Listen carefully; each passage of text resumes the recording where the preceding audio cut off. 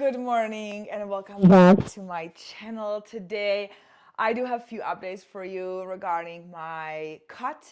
I'm gonna explain and share with you a little bit of updates when it comes to my cutting phase that I've been in for right now 7 weeks. So we're gonna talk about that as well as, let's say, good morning to Miss Dahlia. Hello. Look at how she, oh, she's so cute. And also, I will be talking a little bit about weight fluctuations because weight fluctuations are normal. I am experiencing them myself. And I'm also going to break down a little bit more about what those are and maybe how to understand why you're not losing weight if you're in a calorie deficit. So let's make a breakfast first. I'm gonna show you my staples, the breakfast that I eat literally every single day, and then we'll dive into it. Also, today is my rest day that I wasn't planning to have, but I hurt my back. Over the weekend, I feel like something that I did hurt my back. Most likely, it was our Valentine's party. We had a people over and I was pretty much standing the whole night, and I was dealing with lower back pain pretty much like for the last, I want to say like a year. And it always gets worse when I'm not really good with my stretching, when I don't do mobility exercises, as well when I walk too much or stand in one spot for way too long. So that's exactly what happened on Saturday. We had people over and we were just standing around in the kitchen, in the living room, and the whole night I was standing. And then Sunday, I woke up and I'm like, wow, like my back actually hurts. But I still went to the gym Monday, Tuesday, Wednesday, and this morning I woke up and I'm like, okay, well, I think we need a rest day. So I am taking rest day today. I already did my 5,400 steps, 5,400 steps on my walking pad that I have in my living room. The best investment I've ever made into this little thing. So I'm gonna definitely aim for my goal of 14,000 steps, which is my goal every day right now because I'm in cut. And let's make the breakfast. I have two little potatoes here. We're gonna cut them into little pieces. If someone would have told me that I'm going to be eating potatoes and chicken for breakfast, I would not believe that. But because I was doing a metabolic reset that allowed me to have only specific foods like low FODMAP foods, that was one of the breakfasts that I would have because it was literally the only breakfast I could have. And I got so used to it that now I just enjoy it. Also, because the breakfast keeps me full literally for hours. So we're gonna grab those potatoes and just pop them into air fryer and just put a little bit of salt over it.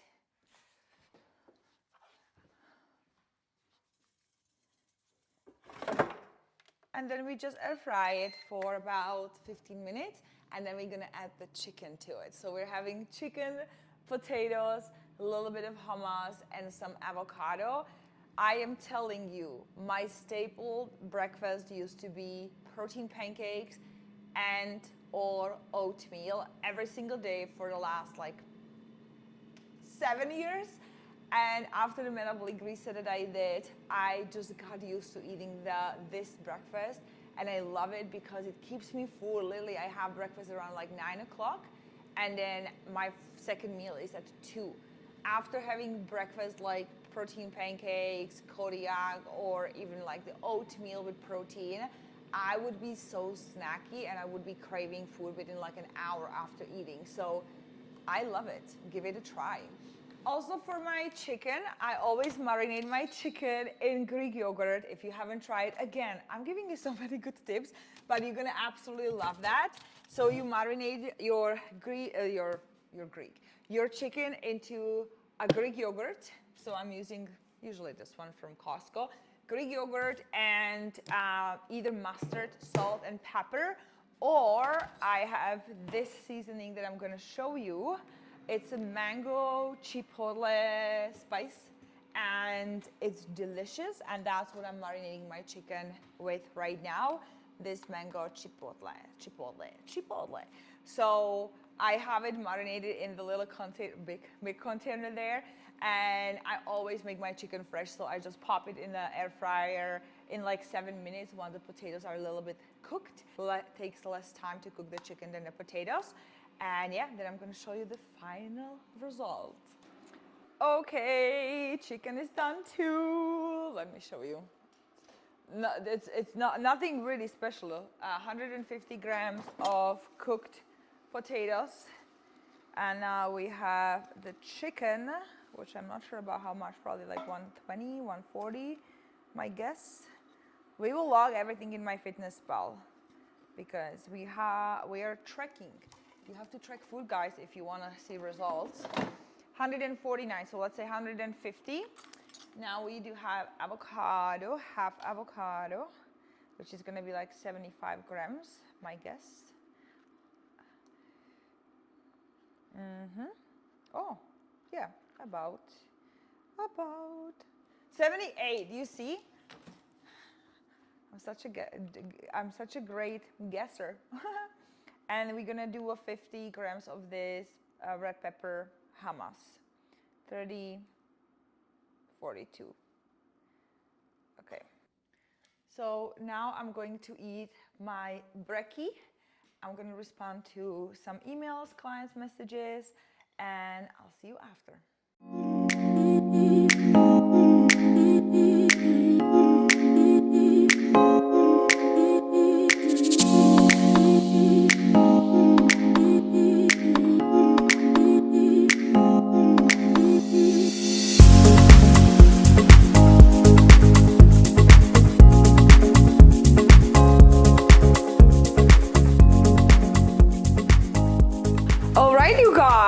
So let's talk about why you're not losing fat if you're in calorie deficit. Really the most common reason why you're not losing weight in a calorie deficit is because you're not in a calorie deficit. That's what I see all the time.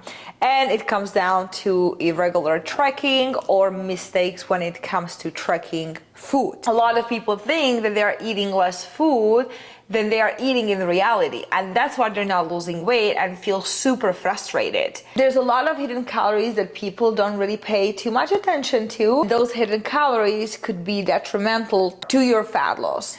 This is why accurate measuring with the kitchen scale matters so much, because you can easily underestimate how much you're eating. And if you're creating a moderate calorie deficit, 500 calories a day, with these little mistakes, you can easily take yourself out of the deficit, and then you are surprised why you're not losing weight. And there is nothing more frustrating than feeling like you're doing everything right, but the scale is not moving. So for example, your cooking oil.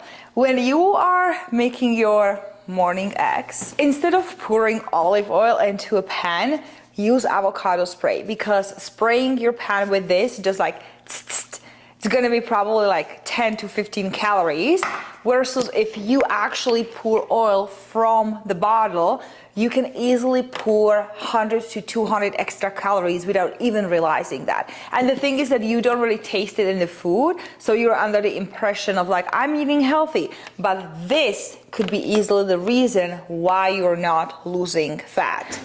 Another reason will be your nut butters. Listen, if you're using tablespoon, because on the label it says that 1 tablespoon is 15 grams, so you open the jar and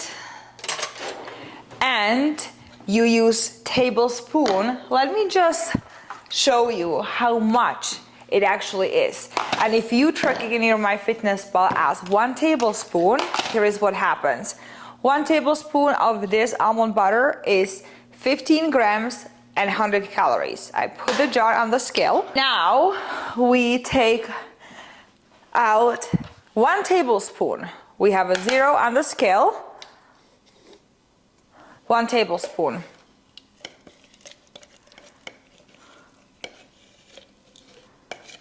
$33. Do you see the difference?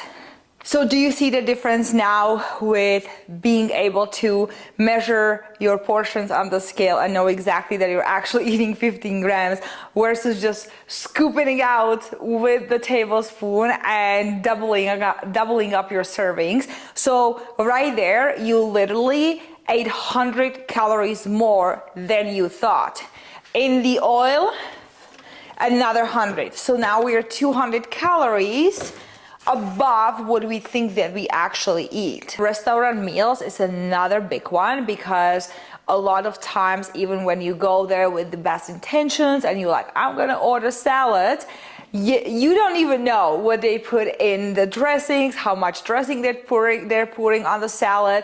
So sometimes even ordering burger is healthier and less calories than ordering a salad that is drizzled with tons of oil or tons of dressing. Like, it just adds up so quickly, you guys. And you need to understand that when we are in fat loss phase, we need to be so precise and so consistent with tracking. And yes, it could be very annoying, but if you want the best results, you need to understand that every single calorie counts. Another big factor is how much you move. A lot of times when we go to a calorie deficit, your body automatically starts moving less because you're consuming less calories. So all of a sudden you notice, or maybe you don't, but that's why listening to this video, is that you start fidgeting less. Now, because maybe you don't have that much energy because you're in a calorie deficit, you maybe park closer to the gym so you don't have to walk that much, versus when you were eating more food,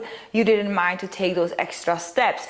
That extra movement little by little adds up. And so if you're in a calorie deficit and you're just overall moving a little bit less, your total daily energy expenditure, which we call the number TDEE, decreases. So also non-exercise activity, like I said, the fidgeting, all these things, they play a huge role in your overall fat loss success, because if you move less, you burn less, and now the calorie deficit is slowly shrinking. On top of that, you are adding the extra calories in your oils, peanut butters, and you're taking yourself out of the deficit that you thought you were in. And another big reason is metabolic adaptation. If you haven't watched my previous video, I'm gonna link it down below so you can go watch it and really understand what metabolic adaptation is. But pretty much in short, if you're dieting for a while, you've been in a calorie deficit for some time, like several weeks or even months, your body naturally starts down regulating and slowing down your metabolism.